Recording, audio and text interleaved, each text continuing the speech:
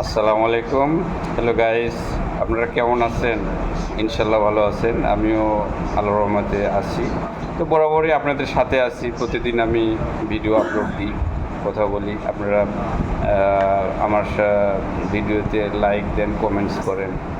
তো ধন্যবাদ সবাইকে যারা আমাকে লাইক দিয়ে আমার সাথে থাকেন, তাদের সবাইকে ধন্যবাদ। এবং আমি আশা করব আমার প্রত্যেকটা ভিডিও আপনাদের ভালো লাগবে।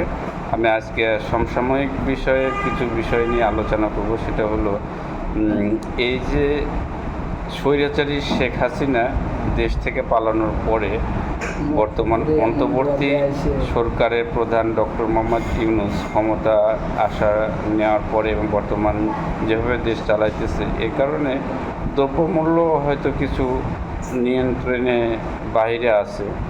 তো আসলে এটা আমরা বর্তমান অন্তর্বর্তী সরকারকে দোষ না দিয়ে আমরা এটা নিজেরা একটু চেষ্টা করব যাতে আমরা নিজেরাই বাজারটা নিয়ন্ত্রণ করতে পারি, যে কোনো সিন্ডিকেট যাতে না হয়।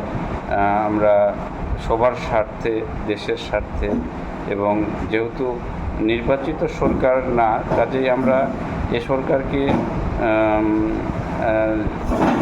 আনছি। এ কারণে তারা এই সরকার দেশটাকে একটা স্থিতিশীল পর্যায়ে নিয়ে আসবে এবং ভালো একটা অবস্থানে আনার পরে এই সরকার একটা নির্বাচন দিয়ে, সুষ্ঠু একটা নির্বাচন দিয়ে জনগণের ম্যান্ডেটের কাছে ক্ষমতা হস্তান্তর করবে, আমরা এই আশাবাদ রাখি।